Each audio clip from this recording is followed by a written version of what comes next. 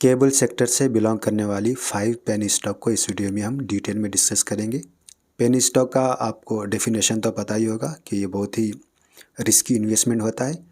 आपके पैसे जो है 10 गुना से 1000 गुना भी हो सकता है और वही जो है आपके पैसे पूरा ज़ीरो भी हो सकता है। कंपनी रातों रात बंद भी हो सकती है, तो इतना रिस्क और रिवार्ड हाई होता है।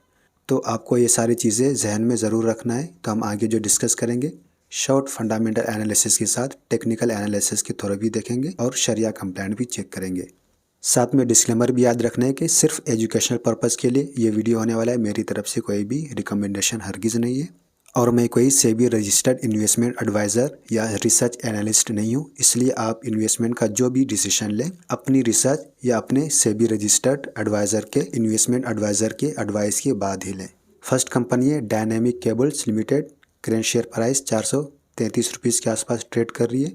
हम इसका 6 मंथ का अगर रिटर्न देखेंगे तो 21%, 1 ईयर का डबल और 5 ईयर का देखेंगे तो कंपनी को अभी आए ज़्यादा दिन नहीं हुई। आप यहाँ पर देखेंगे कि 2022 जुलाई में ही ये शेयर मार्केट से लिस्ट हुई थी और अच्छी खासी यहाँ पर रिटर्न दे चुकी है और ऑल टाइम हाई से बहुत नीचे है।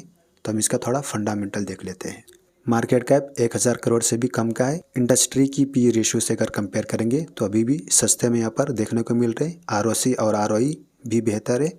थोड़ी बहुत डिविडेंड भी पे करती है। इस साल का हाई और लो देखेंगे तो 155 से 600 के अबव भी ये गया था। फेस वैल्यू 10 का है और प्रोमोटर होल्डिंग भी यहाँ पर बहुत ही अच्छी है और प्लेजिंग बिल्कुल ज़ीरो है। डेट टू इक्विटी भी यहाँ पर चलने के काबिल है। पिछले क्वार्टर से कंपेयर करेंगे तो इस क्वार्टर में सेल्स और बाकी जितने भी रिवेन्यूज़ है, नेट प्रॉफिट वगैरह सारे यहाँ पर आपको डिक्रीज देखने को मिल रहे होंगे। ईयर बाय ईयर की परफॉर्मेंस की बात करते हैं तो लास्ट 3 ईयर का अगर देखेंगे तो यहाँ पर कंसिस्टेंटली ग्रोथ दिखाई है और बाकी सारी चीज़ों में यहाँ पर अच्छा ग्रोथ दिखाई है। हम ये देख लेते हैं कि ये शॉर्ट टर्म है या लॉन्ग टर्म है। तो यहाँ पर देखेंगे ज़्यादातर शॉर्ट टर्म है तो ज़्यादा मसला नहीं है और बोरोइंग से कहीं ज़्यादा जो है कंपनी के पास रिजर्व्स है। शेयर होल्डिंग पैटर्न में हमने प्रोमोटर होल्डिंग तो हमने पहले ही देख लिया है। अब यहाँ पर एफआईज और डीआईज का देखेंगे तो एफआईज ने यहाँ पर थोड़ा सेलिंग की है और डीआईज ने यहाँ पर फर्स्ट टाइम यहाँ पर एंट्री की है। उम्मीद करता हूँ कि यहाँ तक आप लोगों को सारी बातें समझ में आ गई होंगी। टेक्निकल देखने के लिए हम आ गए अब स्टॉक पर और हम यहाँ पर 4 इंडिकेटर्स को यूज़ करने जा रहे हैं। ये EMA9 है, MACD, RSI और CCI। तो सबसे पहले हम लॉन्ग टर्म के पर्पज़ से जाएंगे तो ये जो है डे के टाइम फ्रेम को चेंज करके हम कर देंगे इसको मंथ। तो ये मंथ में अभी कंपनी को ज़्यादा दिन अभी नहीं हुई शेयर मार्केट से लिस्ट, तो इसलिए यहाँ पर इसका जो है ये शो नहीं हो रहा है। तो यहाँ पर सिर्फ एक चीज़ है जो EMA9 है वो अप में है और इसके ऊपर कैंडल बन रहे। तो हम इसको पहले वीक में देख लेते हैं कि वीक में क्या कंडीशन है। तो यहाँ पर वीक में आप यहाँ पर EMA9 का कंडीशन देख सकते हैं और यहाँ पर MACD देखेंगे तो अभी ये नेगेटिव ही बन रहा है, अभी पॉजिटिव नहीं हुआ है। और इसी के साथ यहाँ पर CCI भी देखेंगे, 60 और 90 देखेंगे तो इसको अभी यहाँ पर क्रॉस ओवर नहीं किया है और RSI भी यहाँ पर डाउन में है। तो अभी फ़िलहाल इस स्टॉक में वेट कर लेना बेहतर है। और एक चीज़ यहाँ पर ये जो लेवल है इसको अगर ब्रेक कर देती है यानी कि 500 से अबव चली जाती है तो फिर यहाँ पर एक बाइंग का अपने को एक अपॉर्चुनिटी मिल सकती है। तो फिलहाल इसमें अवॉइड करना बेहतर है।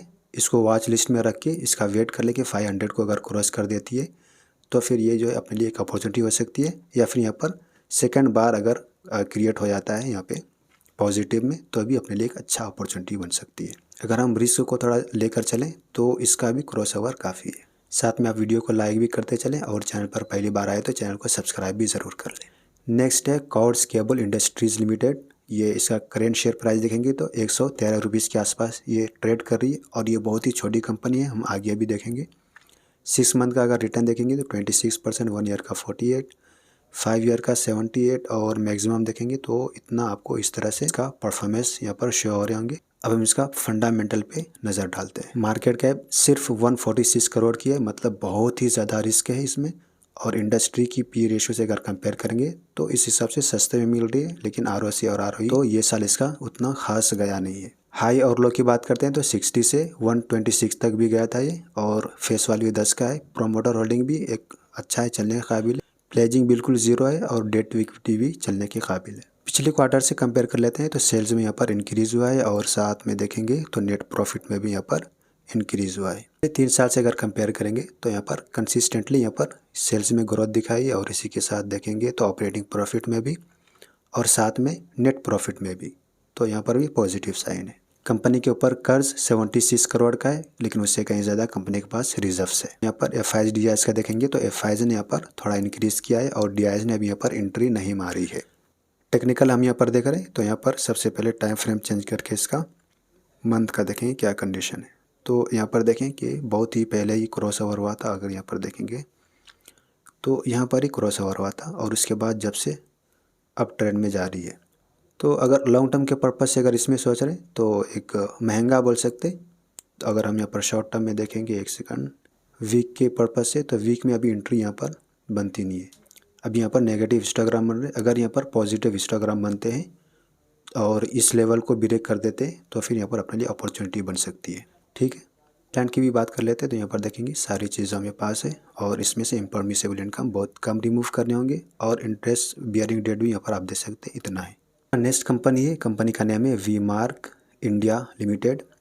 मार्केट कैप सिर्फ 398 करोड़ की है। इंडस्ट्री की पी रेशियो से कंपेयर करेंगे तो सस्ता बोल सकते हैं।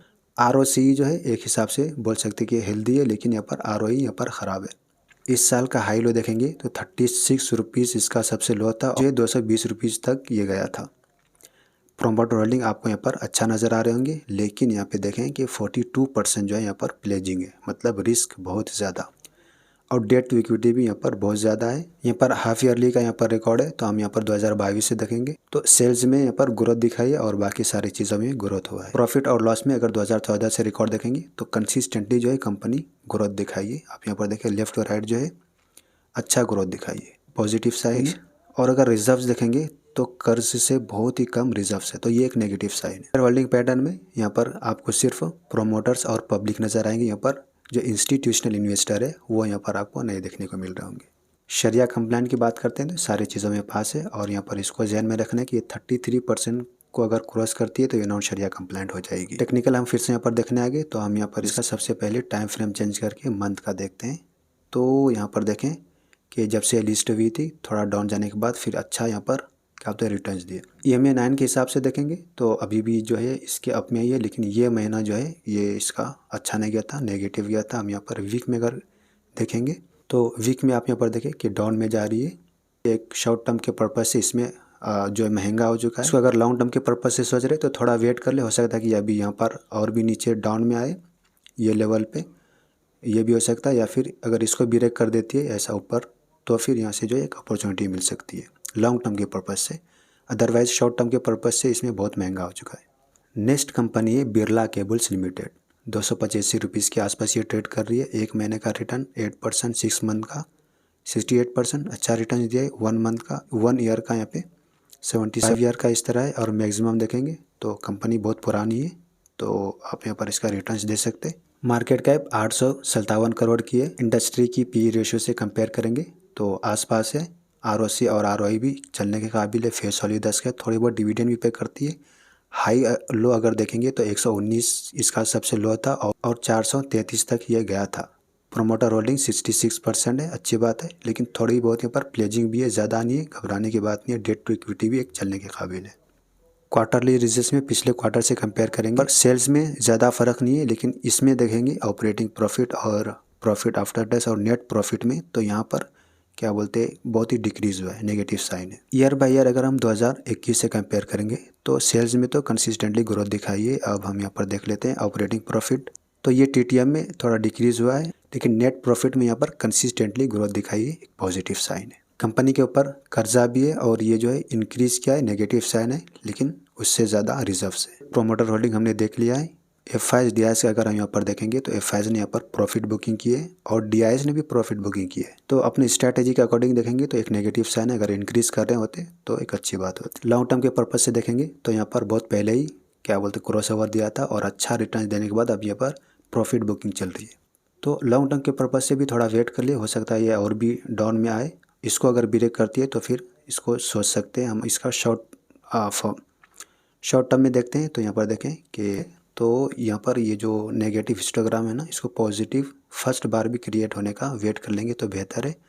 और यहाँ पर CCI का भी यहाँ पर क्रॉस ओवर आप लेके चल सकते हैं। तो शरिया कंप्लाइंट में सारी चीज़ों में पास है, लेकिन ये ध्यान में रखना कि इसके ऊपर कर्जा भी ज़्यादा है। नेक्स्ट कंपनी है उसका नाम है जिगर केबल्स और 45 इसका करेंट शेयर प्राइस है।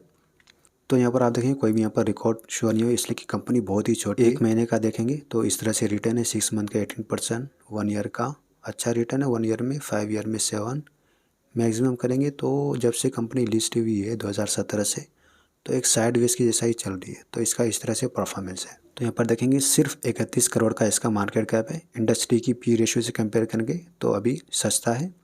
हाई और लो की बात करते हैं तो 21 से 53 तक भी गया था। फेस वैल्यू 10 का है। प्रोमोटर होल्डिंग 44 है, यानी कि कम है। अच्छी बात यह है कि प्लेजिंग बिल्कुल ज़ीरो है, डेट टू इक्विटी चलने के काबिल है।